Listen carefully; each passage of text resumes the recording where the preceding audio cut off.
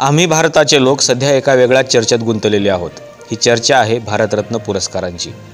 खरे भारतरत्न कोण आणि खोटे भारतरत्न कोण अशी ही साधी चर्चा आहे। त्याचं कारण असं आहे की लोकसभेच्या निवडणुकीच्या पार्श्वभूमीवरती भारतामध्ये सध्या 5 लोकांना भारतरत्न पुरस्कार देण्याची घोषणा पंतप्रधान नरेंद्र मोदी यांच्या कार्यालयाकडून झालेली आहे।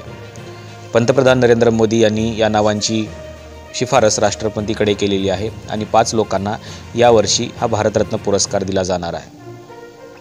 खरोखर भारतरत्न पुरस्कार देत असताना हे व्यक्ती पात्र आहेत की नाही याची चर्चा लोक करतच असतात। आजपर्यंत जेव्हा भारतरत्न पुरस्कार दिला गेलेला आहे त्यावेळेस लोकांनी याची चर्चा केलेली आहे आणि लोक हे शोधतात की खरोखरच ज्या व्यक्तीला भारतरत्न पुरस्कार मिळालेला आहे ती व्यक्ती याच्यासाठी पात्र आहे का।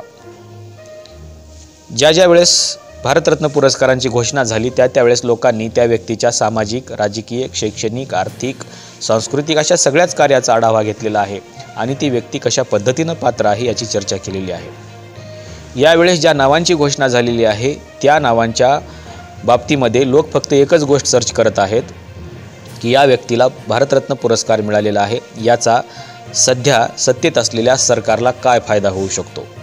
कारण हे सगळेच पुरस्कार हे राजकीय दृष्टिकोनातून दिले गेलेले आहेत असं म्हटलं जाते।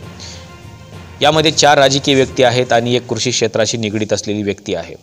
परंतु ज्या 4 राजकीय लोकांना हा पुरस्कार देण्यात आलेला आहे त्याचा येणाऱ्या लोकसभेवरती काही परिणाम होऊ शकतो का, किंवा जो काही सत्ताधारी वर्ग या देशामध्ये आहे त्यांना याचा काही फायदा मिळू शकतो का, अशी ही चर्चा आहे। खरं तर या पुरस्काराचा क्रायटेरिया जर आपण बघितला तर हे पुरस्कार नियमातच बसत नाहीत असं दिसतंय। त्याचं कारण असं आहे की मिनिस्ट्री ऑफ होम अफेअर्सच्या वेबसाईटवरती जो क्रायटेरिया दिलेला आहे त्या क्रायटेरियाच्या बाहेर हे पुरस्कार गेलेले आहेत। आपण जर बघितलं तर मिनिस्ट्री ऑफ होम अफेअर्सच्या वेबसाईटवरती काय क्रायटेरिया दिलेला आहे, या वेबसाईटवरती असं म्हटलेलं आहे की भारतरत्न पुरस्कारासाठी वंश, व्यवसाय, पद किंवा लिंग असा भेदभाव नसलेली कोणतीही व्यक्ती यासाठी पात्र आहे, असं या केंद्र सरकारच्या वेबसाईटवर म्हटलेलं आहे मिनिस्ट्री ऑफ होम अफेअर्सच्या। दुसरा असा क्रायटेरिया सांगितलेला आहे की मानवी प्रयत्नांच्या कोणत्याही क्षेत्रातील सर्वोच्च क्रमाच्या अपवादात्मक सेवा कार्यक्षमतेसाठी हा पुरस्कार दिला जातो। अर्थातच याच्यामधून सामूहिक कल्याण किंवा मानवी कल्याण साध्य झालं पाहिजे असा याचा क्रायटेरिया आहे। सर्वोच्च त्याच्यामध्ये देखील त्यांनी सर्वोच्च सेवा असं म्हटलेलं आहे आणि मग त्या सेवामध्ये जर ती व्यक्ती खरोखरच चांगल्या पद्धतीनं तिनं काम केलेलं असेल तर त्यांना हा पुरस्कार दिला जातो। दुसरी महत्त्वाची गोष्ट म्हणजे याच्यामध्ये क्रायटेरियामध्ये असं म्हटलेलं आहे की पंतप्रधान ह्या लोकांची शिफारस राष्ट्रपतीकडे करतात आणि राष्ट्रपती याची घोषणा करतात। आता सगळ्यात महत्त्वाचा मुद्दा म्हणजे एका वर्षामध्ये किती लोकांना पुरस्कार दिला जाऊ शकतो याचं देखील माहिती या वेबसाईटवरती देण्यात आलेली आहे। याच्यामध्ये असं म्हटलेलं आहे की एका वर्षामध्ये जास्तीत जास्त 3 लोकांना हा पुरस्कार देता येऊ शकतो। त्याचं कारण असं आहे की जर पंतप्रधानांच्या मनात आलं तर ते कितीही पुरस्कार देतील, त्याच्यामुळे त्यांना हे बंधन घातलेलं आहे की एका वर्षामध्ये 3च व्यक्तींना हा पुरस्कार देता येऊ शकतो। परंतु यावर्षी झालेलं असं आहे की एकदाच 5 लोकांना पुरस्कार देण्यात आलेला आहे आणि 5 पैकी 4 लोक हे राजकीय क्षेत्रामधले आहेत। आपण असं गृहीत धरलं असतं की 5 व्यक्ती खूप चांगले आहेत आणि ते वेगवेगळ्या क्षेत्रामध्ये काम करत आहेत। एखाद्याचं सांस्कृतिक क्षेत्रामध्ये काम आहे, एखाद्याचं शिक्षण क्षेत्रामध्ये काम आहे, एखाद्याचं कृषी क्षेत्रामध्ये काम आहे, एखाद्याचं आर्थिक क्षेत्रामध्ये काम आहे। तर असे वेगवेगळे पुरस्कार दिले असते तर आपण हे गृहीत धरलं असतं की हे योग्य आहे की जास्त पुरस्कार दिले असले तरी वेगवेगळ्या क्षेत्रातील लोकांना यावेळेस न्याय मिळालेला आहे। परंतु याच्यामध्ये बाकी कुठल्याही क्षेत्रामधलं नाव नाही आहे। याच्यामध्ये ना संगीत क्षेत्रामधलं नाव आहे, सांस्कृतिक क्षेत्रामधलं नाव आहे किंवा आर्थिक क्षेत्रामधलं नाव आहे, कुठलंच नाव नाही आहे। याच्यामध्ये 4 राजकीय लोकांची नावं आहेत आणि एक फक्त कृषी क्षेत्राशी निगडीत नाव आहे। ज्या व्यक्तीला कृषी क्षेत्राचा पुरस्कार देण्यात आलेला आहे त्या व्यक्तीनं ज्या शिफारशी केंद्र सरकारकडे केलेल्या आहेत शेतकऱ्यांच्या बाबतीमध्ये त्या शिफारशी देखील लागू झालेल्या नाहीत।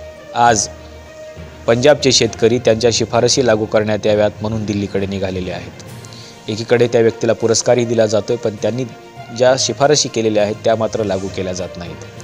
आपण जर बघितलं तर या 4 राजकीय लोकांमध्ये कोणाची नावं आहेत तर याच्यामध्ये कर्पूरी ठाकूर, लालकृष्ण अडवाणी, PV नरसिंहराव, चौधरी चरण सिंह यांची नावं आहेत आणि कृषी क्षेत्राशी निगडीत असलेले डॉक्टर SS स्वामीनाथन यांचं नाव आहे। आता 4 लोकांना जे काही राजकीय लोक आहेत त्यांना पुरस्कार का दिला गेलेला आहे तर याची लोकांमध्ये चर्चा अशी आहे की आता निवडणुका जवळ आलेल्या आहेत, म्हणजे काही 1-2 आठवड्यामध्ये कदाचित लोकसभेच्या निवडणुकांची घोषणा होऊ शकते आणि आचारसंहिताही लागू होऊ शकते। अशा पार्श्वभूमीवरती या पुरस्कारांची घोषणा झाल्याने लोकांमध्ये अशी चर्चा आहे की हे सगळे पुरस्कार जे आहेत हे पुरस्कार हे राजकीय पुरस्कार आहेत.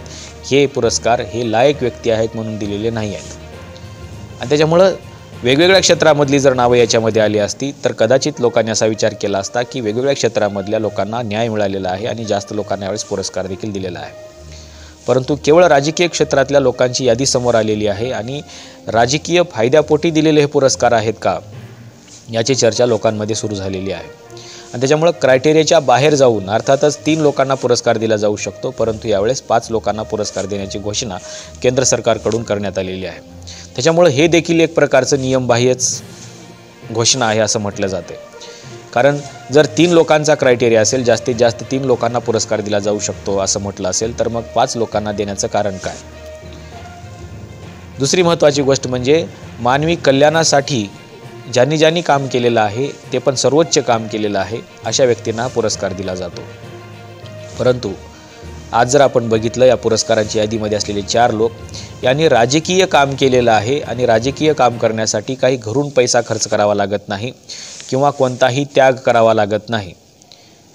हा सगळा जो काही फायदा आहे हा फायदा जनतेच्या पैशामधून लोकांना मिळालेला आहे. म्हणजे तुम्ही आम्ही टॅक्स भरतो, तो टॅक्स सरकारकडे जातो आणि सरकार त्या पैशामधून काहीतरी विकासाची कामं करतं. परंतु या 4 लोकांपैकी असं कुठल्या एखाद्या व्यक्तीनं स्वतःचा पैसा खर्च करून, स्वतःची जमीन विकून किंवा स्वतःचं घरदार विकून, स्वतःचा घरादाराचा त्याग करून बाहेर पडून मानवी कल्याणासाठी काम केलेलं आहे का? तर नाही आहे. किंवा यांनी कुठला तरी एखादा मोठा शोध लावलेला आहे का की ज्याच्यामुळे खूप मानवी लोकांचं कल्याण झालेलं आहे? असं देखील नाही आहे. परंतु केवळ राजकीय दृष्टिकोन पुढे ठेवून, राजकीय निवडणुका पुढे ठेवून हे पुरस्कार दिलेलं आपल्याला दिसतंय.